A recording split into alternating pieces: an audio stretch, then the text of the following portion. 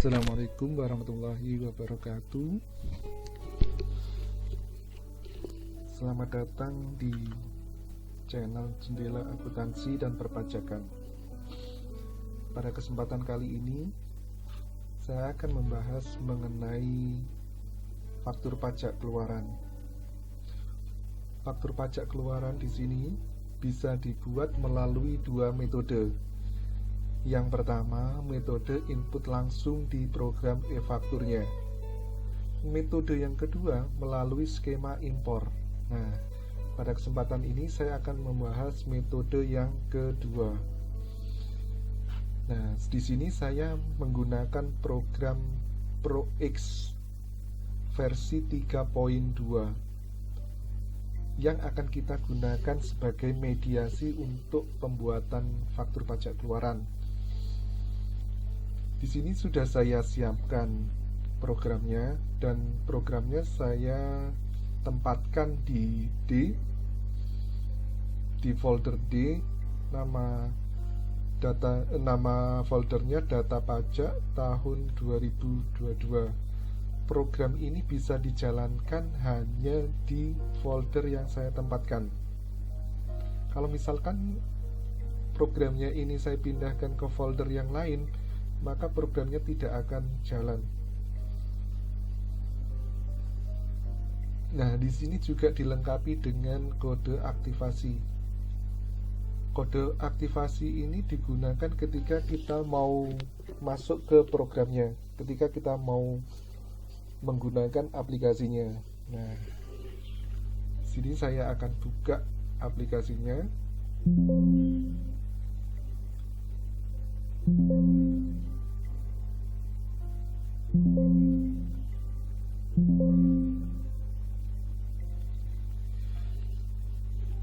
Nah, sebelumnya ini sudah saya daftarkan untuk nama dan passwordnya. Kalau misalkan kita mau merubah nama user atau nama atau passwordnya kita mau rubah, kita harus melakukan ubah data registrasi. Kalau misalkan kita menggunakan user defaultnya, maka kita tinggal input namanya saya masukkan, passwordnya juga saya masukkan, kode aktivasinya juga harus dimasukkan. Nah, di sini kode aktivasinya ini kita masukkan. Huruf besar di sini tidak mempengaruhi, mau huruf besar mau huruf kecil ini tidak akan mempengaruhi, sama aja. Kita masukkan kode aktivasinya. Nah, tunggu ada pesannya, selamat login berhasil. Kalau misalkan login kita gagal, maka programnya tidak akan bisa digunakan. Contoh, misalkan ini kita isi user, passwordnya kita masukkan, terus habis itu kode aktivasinya kita masukkan, kita masuk, pasti ditolak. Kalau ada pesan seperti ini tadi, programnya ini tidak akan jalan. Nah, kita harus masukkan user yang benar.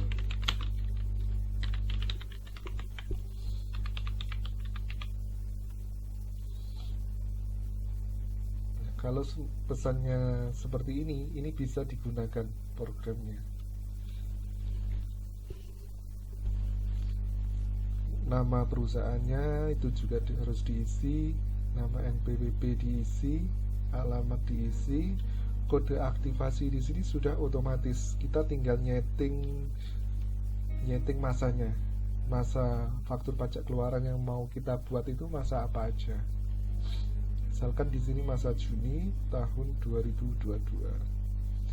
Sebelum kita menggunakan program ini, kita juga harus melengkapi dulu melengkapi data customer, terus habis itu data barang itu juga harus kita lengkapi. Nah, misalkan data customer, Nah, di sini juga kita lengkapin dengan pencarian data di sini, pencarian. Misalkan kita mau masuk ke kita mau masuk ke sheet customer, kita tinggal klik data customer, terus klik di sini. Misalkan kita mau menambahin nama lawan transaksinya, misalkan di sini kita input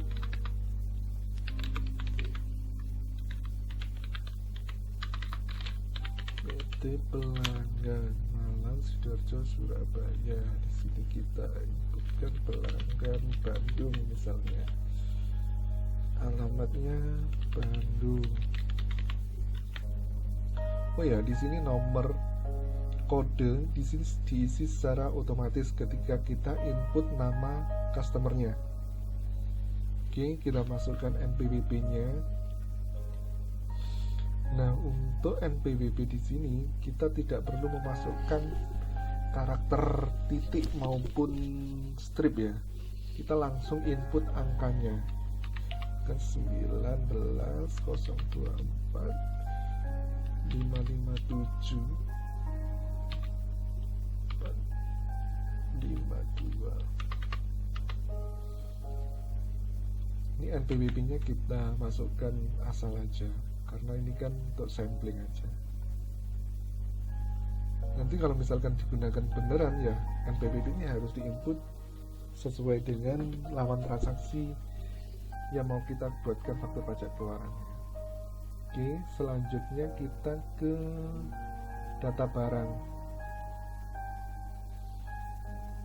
Nah, kita juga masukkan nama barangnya, misalkan apa di sini, handphone Nokia.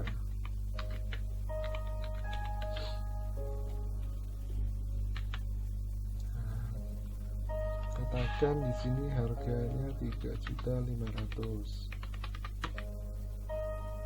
Sorry kelebihan. 3.500.000. Terus habis itu kita mau membuat data penjualannya.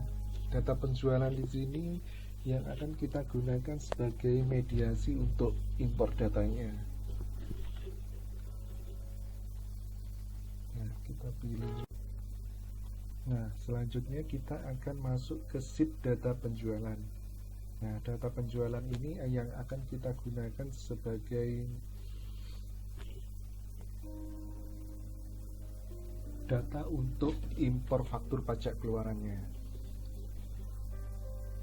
Oke. Nah, di sini data pencariannya akan otomatis muncul. Nah, kita tinggal mencari data penjualan. Klik, kita tinggal klik di sini. Nah, dia akan langsung ke sheet data penjualan. Nah, saya akan jelaskan di template data penjualan ini yang di blok warna ini dia data yang isiannya otomatis. Berarti kita tinggal mengisi tanggal, nama customer, nama barang, sama unitnya saja berarti yang kita input. Selebihnya nanti datanya akan diisi secara otomatis. Kita contohkan untuk transaksinya.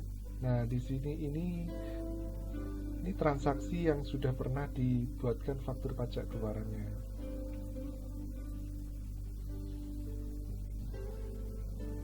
Ini data isian satu ini menandakan bahwa faktur pajak ini sudah pernah dilakukan impor data ke dalam e-fakturnya.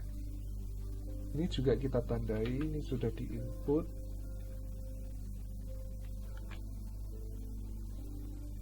Ini juga sudah diinput.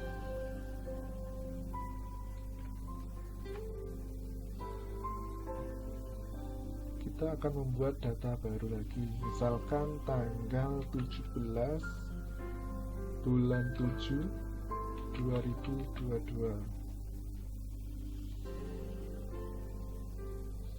Misalkan nama pelanggannya, kita cari pelanggannya Sidoarjo. Barang yang dibeli handphone Nokia. Jumlah yang dibeli kita inputkan misalkan 5. Terus habis itu kita input lagi tanggal 17.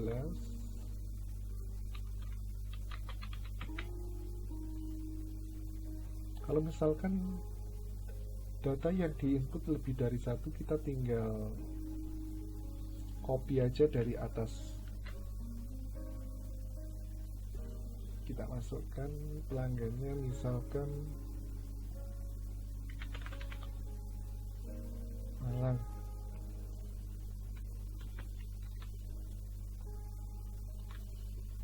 Oh ya, setiap kali kita membuat data baru, kita harus sisipkan satu baris di bawahnya. Nah, ini kita sisipkan. Ini nggak boleh kita isi. Kita harus kosongkan satu baris. Misalkan barang yang dibeli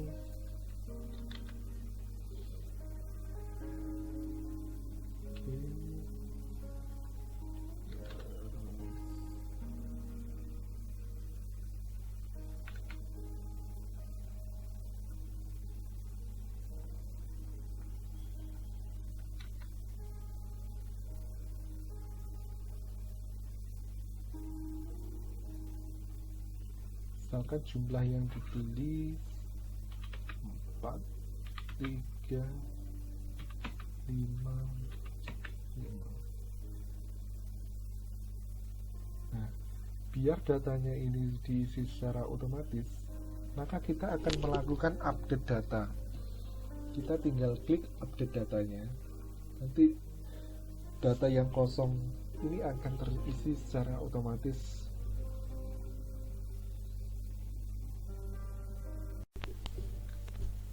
Nah, ini masih proses update datanya.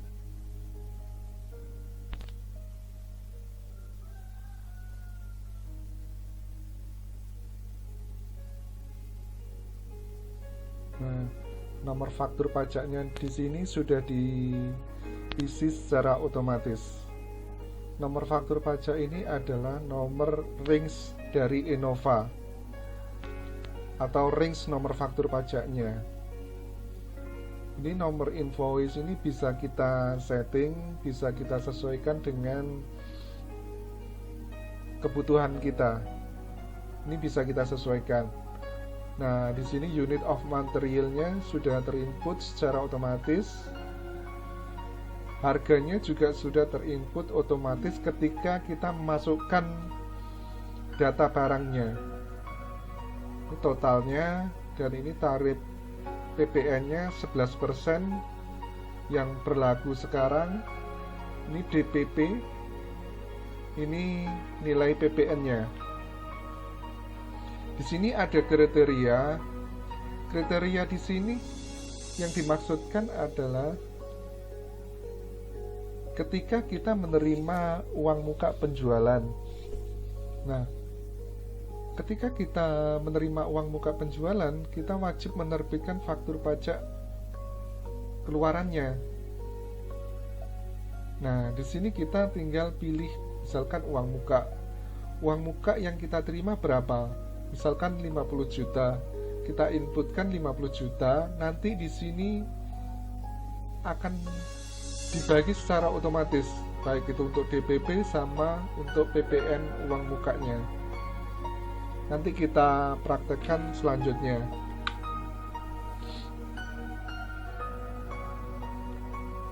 Aplikasi ini juga dilengkapi dengan printout invoice. Nah, ini printout invoice-nya. Ini nomor invoice nomor 5.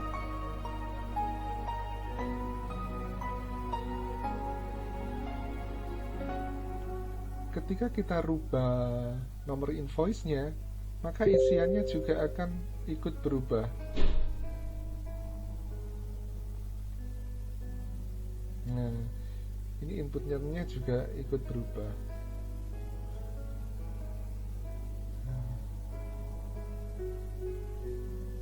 Kan ikut berubah.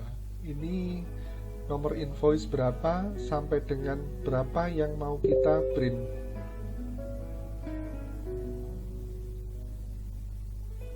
Kita tinggal cetak.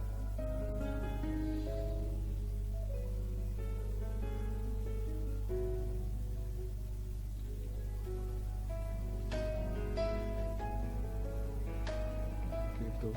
Misalkan kita mau mencetak dalam bentuk PDF, ya kita rubah aja format ke PDF.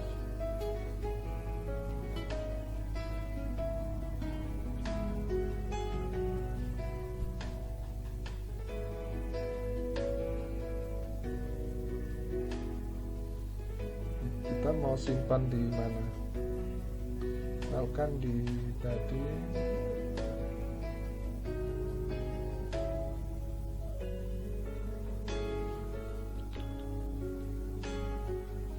Dia akan mencetak 2 kali.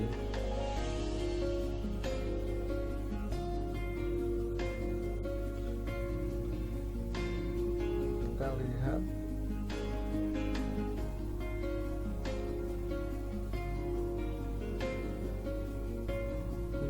Ini tampilannya seperti ini.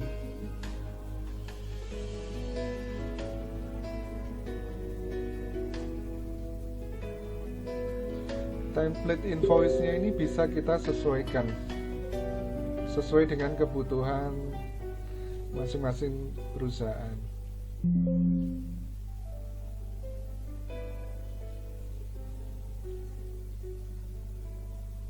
Oke.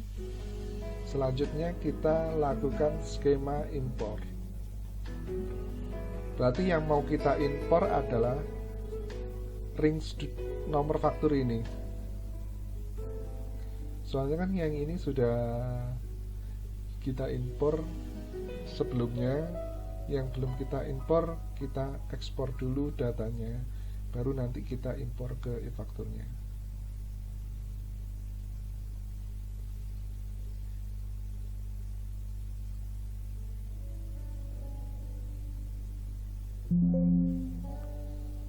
Nah, ini data sebelumnya sudah pernah kita ekspor, kita tinggal replace saja. Yes, kita cek datanya. Nah, ini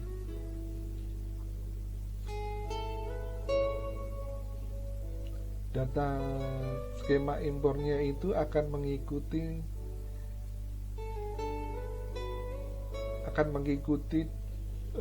data programnya disimpan di mana. Nah, dia akan mengikuti di folder itu.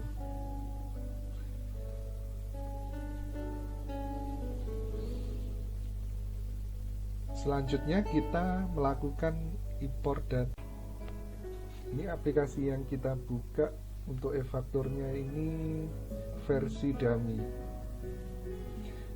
Nah, kita tinggal melakukan skema import dari data eksporan yang dari ProX tadi. Caranya kita klik faktur, pajak keluaran, klik impor. Nah, karakter pemisahnya di sini harus kita rubah menjadi titik koma.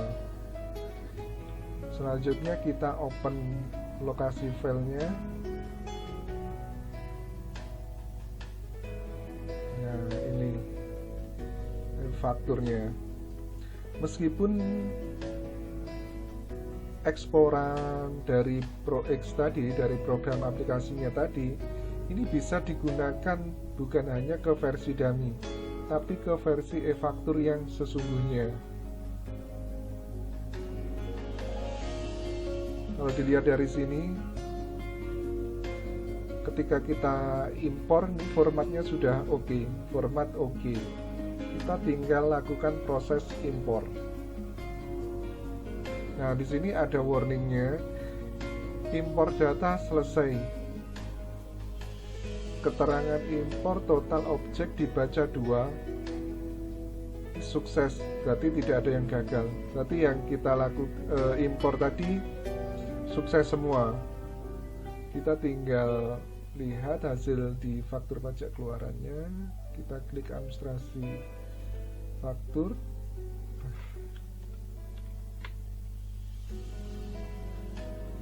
Nah, ini faktur pajaknya sudah terbentuk di e-faktur.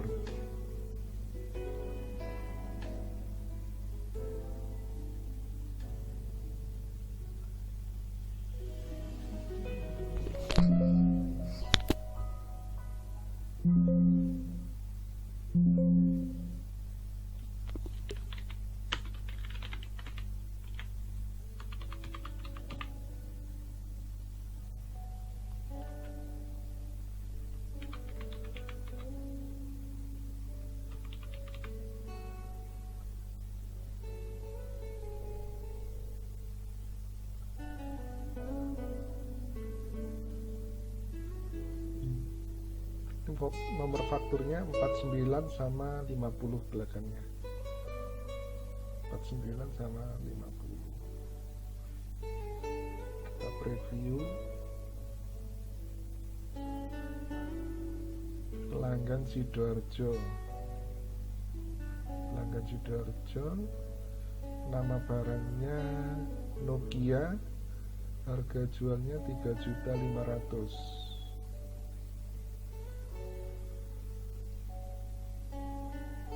DPP-nya 17.500.000. PPN-nya 1.925.000. Nah, di sini masih 10% karena kita menggunakan versi dummy. Oke, selanjutnya coba kita cek PT Pelanggan Malang. Pelanggan Malang, nama ada 4 barang.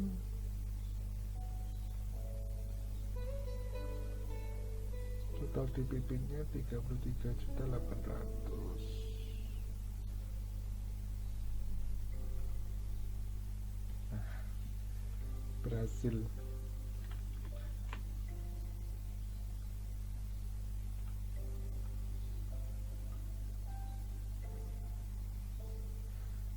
Dengan menggunakan aplikasi ini, user dipermudahkan untuk melakukan impor data e-faktur. Nah, bayangkan kalau misalkan data faktur yang mau kita input itu ada ratusan per hari. Dengan program aplikasi ini akan menyingkat waktu, lebih efisien waktu. Karena kita cuma menginput tanggal, nama customer sama nama barangnya aja, kita tinggal update. Setelah itu kita klik skema import, langsung kita impor.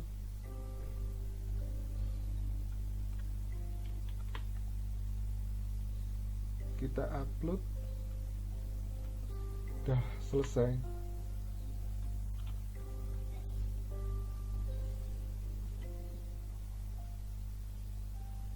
Mungkin itu yang bisa saya bagikan untuk skema impor dari ProX. Sekian, terima kasih. Wassalamualaikum warahmatullahi wabarakatuh.